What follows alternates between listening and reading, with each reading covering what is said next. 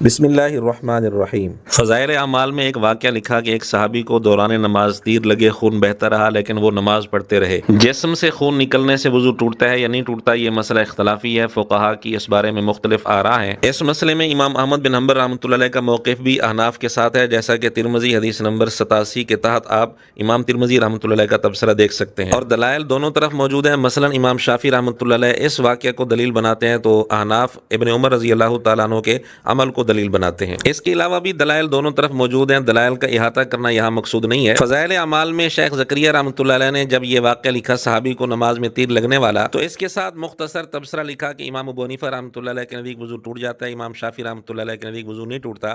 کہتے ہیں کہ ممکن ہے ان صحابی کا مذہب بھی یہی ہو، یعنی ان کے نزدیک بھی خون نکلنے سے وضو نہ ٹوٹتا ہو۔ اس کے ساتھ دو باتیں اور لکھی کہ ہو سکتا ہے کہ اس وقت تک اس مسئلے کی تحقیق نہ ہوئی ہو کہ حضور اکرم صلی اللہ علیہ وآلہ وسلم اس مجلس میں تشریف فرما نہ تھے، تو ان تک یہ مسئلہ نہ پہنچا ہو، یا اس وقت تک یہ حکم ہوا ہی نہ ہو۔ یہ مختلف احتمالات حضرت شیخ زکریا رحمۃ اللہ علیہ نے اس واقعہ پر لکھے، اور یہ احتمالات بلا وجہ نہیں لکھے، کیونکہ دیگر دلائل مثلا ابن عمر رضی اللہ تعالیٰ عنہ کا عمل اور دیگر دلائل سے یہ بات ثابت ہوتی ہے کہ خون نکلنے سے وضو ٹوٹ جاتا ہے۔ تو جن حضرات کے نزدیک یہ موقف راجح ہے، وہ دیگر دلائل میں، دیگر روایات میں لازماً تعویل کریں گے، اور جن فقہا کو وضو نہ ٹوٹنے والی روایات پر زیادہ اعتماد ہے، وہ دوسری روایات میں تعویل اور توجیہ کر لیتے ہیں۔ تو یہ اہل علم کے درمیان ایسا اختلاف ہوتا رہتا ہے، یہ کوئی عیب کی بات نہیں ہے۔ لیکن اہل علم کے اس آپس کے اختلاف میں مرزا نے زبردستی ٹانگ اڑانے کی کوشش کی، اور وہی دستور کے مطابق جاہلانہ روش اختیار کی، اور جس انداز سے مرزا نے اختلاف کیا یہ یقیناً قابل ملامت اور عیب کی بات ہے۔ فضائل اعمال میں شیخ زکریا رحمۃ اللہ علیہ نے 3 احتمال لکھے۔ پہلا احتمال یہ لکھا تھا کہ ممکن ہے ان صحابی کا مذہب بھی یہی ہو۔ اس جملے کو غلط رنگ دے کر مرزا نے کیا کہا، پہلے آپ وہ سن لیں۔ انہوں نے کہا کہ امام شافعی رحمہ اللہ تعالیٰ کا بھی یہی موقف ہے کہ خون نکلنے سے وضو نہیں ٹوٹتا، ہو سکتا ہے وہ صحابی بھی امام شافعی کے مذہب پر ہوں۔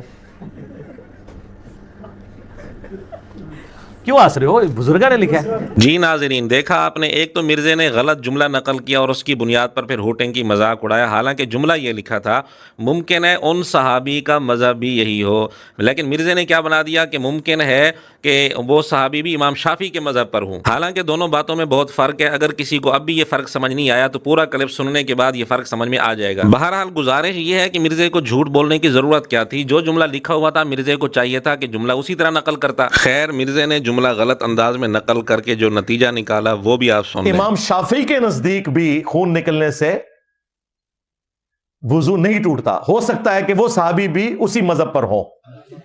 ہاں، مت ماری گئی تہاڈی، صحابی کو شافعی بنا دیا۔ پھر اس کو مزید غلط رنگ دیتے ہوئے ایک اور نتیجہ نکالا، وہ صحابی بھی اسی مذہب پر ہوں۔ یہ آپ کو تقلید نہیں واجب کروا رہے، انہوں نے صحابہ کرام پہ بھی اماموں کی تقلید واجب کروائی ہوئی ہے۔ ناظرین انصاف سے بتائیں کیا اس جملے سے یہ نتیجہ نکلتا ہے جو مرزا نکال رہا ہے؟ لیکن مرزا کو دوسروں پر فتویٰ لگانے کی جلدی ہوتی ہے اور دوسروں کی باتوں کو غلط رنگ تو دے دیتا ہے، لیکن خود ہی پھنس جاتا ہے۔ اس کی مثالیں ہم مرزا کی ویڈیو سے دیں گے جن سے خود مرزا پھنسے گا اور اسی اصول سے پھنسے گا۔ خیر، اس جملے کو غلط رنگ دے کر مرزا نے یہ نتیجہ نکالا کہ شیخ زکریا رحمۃ اللہ علیہ نے صحابی کو شافعی بنا دیا، صحابہ پر اماموں کی تقلید واجب کر دی، وغیرہ وغیرہ۔ پھر خود مرزا کو خیال آیا کہ کوئی بھی سمجھدار آدمی اس جملے سے یہ نتیجہ تو نہیں نکالے گا جو میں نے نکالا ہے۔ پھر مرزا نے پینترا بدلتے ہوئے کیا بات کی ہے وہ آپ سن لیں، اصل اسی پر آج تبصرہ کرنا ہے۔ اب یہ بات کریں گے، کہیں گے انجینئر صاحب نے ہمارا مذاق اڑایا، وہ اصل میں ان کا کہنے کا مقصد یہ تھا کہ جس طرح امام شافعی کا یہ مذہب، یہ طریقہ ہے کہ وہ خون نکلنے سے وضو کے قائل نہیں ہے، اسی طریقے سے وہ صحابی بھی قائل نہیں ہے۔ بالکل ہمیں بھی پتہ یہی ہے، مذاق ہم اس لیے اڑا رہے ہیں کہ آپ کے بزرگوں کو اردو لکھنے کی بھی تمیز نہیں ہے۔ اردو کا مذاق تو ہم اڑائیں گے نا، لکھنا چاہیے تھا ہو سکتا ہے امام شافعی رحمۃ اللہ علیہ نے بھی اسی صحابی سے یہ مذہب اخذ کیا ہو، یہ لکھنا چاہیے تھا نا۔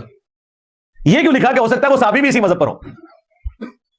تو پھر مذاق تو اڑے گا نا۔ یعنی مرزا نے یہ تو مان لیا کہ جو میں نے پہلے والی باتیں کی ہیں مصنف کا وہ مقصد نہیں تھا، یعنی صحابی کو شافعی بنانا یا صحابہ پر اماموں کی تقلید واجب کرنا، مصنف کا شیخ زکریا رحمۃ اللہ علیہ کا یہ مقصد نہیں تھا۔ یہ بات تو مرزا نے مان لی۔ پھر مرزا نے یہ اعتراض کیا کہ ان کو اردو لکھنے کی تمیز نہیں، لکھنا یوں چاہیے تھا کہ ہو سکتا ہے امام شافعی رحمۃ اللہ علیہ نے یہ مذہب اس صحابی کے مذہب سے اخذ کیا ہو، اس طرح لکھنا چاہیے تھا۔ یعنی مرزا کا اعتراض اب صرف اس حد تک رہ گیا کہ ان کو اردو لکھنے کی تمیز نہیں ہے، پہلے صحابی کا مذہب لکھتے، پھر یوں لکھتے کہ امام شافعی رحمۃ اللہ علیہ کا مذہب بھی شاید اسی صحابی سے لیا گیا ہو، اس انداز سے بات کرتے، جبکہ حقیقت یہ ہے کہ شیخ زکریا رحمۃ اللہ علیہ کی اس عبارت میں لکھنے کے انداز کے حوالے سے بھی کوئی خرابی نہیں۔ اس پر ہم آپ کے سامنے چند عبارتیں پیش کرنا چاہتے ہیں۔ نمبر 1، حافظ ابن حجر عسقلانی رحمۃ اللہ علیہ کی فتح الباری، جس کے متعلق مرزا خود کہتا ہے کہ صحیح بخاری کی دنیا میں سب سے بہترین شرح یہی ہے۔ اس میں ایک مسئلے پر بحث کرتے ہوئے لکھا کہ ایک گروہ کا یہ مذہب ہے، اور پھر آگے لکھا کہ ابن عمر رضی اللہ تعالیٰ عنہ کا بھی یہی مذہب ہے۔ اب مرزا کسی کلپ میں یہ بھی آ کر بتائے کہ ابن حجر رحمۃ اللہ علیہ کو عربی لکھنے کی تمیز نہیں تھی، نعوذ باللہ، کیونکہ مرزا کے اصول کے مطابق تو انہیں یوں لکھنا چاہیے تھا کہ ابن عمر رضی اللہ تعالیٰ عنہ کا یہ مذہب ہے،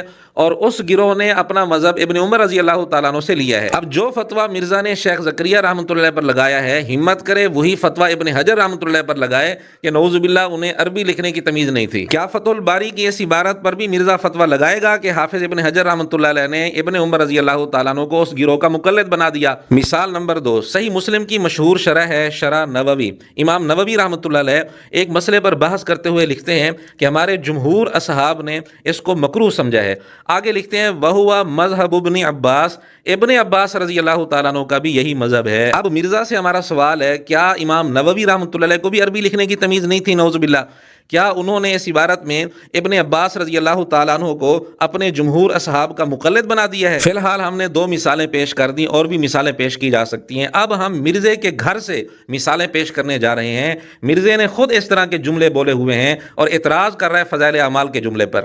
شیعہ حضرات تراویح کے معاملے میں اختلاف کیوں کرتے ہیں؟ سیدنا عمر کی وجہ سے نہیں ہے، سیدنا عمر کے ماننے والوں کی وجہ سے۔ سیدنا عمر کا تو موقف آلموسٹ شیعہ والا ہی ہے۔ جی مرزا جی، اب آپ بتائیں، آپ کو اردو بولنے کی تمیز ہے؟ یہ جو مرزا نے جملہ بولا کہ سیدنا عمر رضی اللہ تعالیٰ عنہ کا موقف شیعہ والا ہے، تو کیا مرزا نے اس جملے میں سیدنا عمر رضی اللہ تعالیٰ عنہ کو شیعہ کا مقلد بنا دیا ہے؟ فضائل اعمال میں تو صرف اتنا جملہ تھا کہ ان صحابی کا مذہب بھی ہو سکتا ہے یہی ہو، یوں نہیں لکھا تھا کہ صحابی کا مذہب امام شافعی والا ہو یا وہ صحابی امام شافعی کے مذہب پر ہو، لیکن پھر بھی مرزے نے غلط رنگ دے کر کیا سے کیا بات بنا دی۔ اب مرزے کا یہ جو جملہ ہے کہ سیدنا عمر رضی اللہ تعالیٰ عنہ کا موقف شیعہ والا ہے، کیا مرزے کو اردو بولنے کی تمیز ہے؟ علماء عرب کا موقف کمزور ہے، امام بخاری کی بھی یہی رائے ہے جو میری رائے ہے۔ اب بتائیں، کیا مرزا کو اردو بولنے کی تمیز ہے؟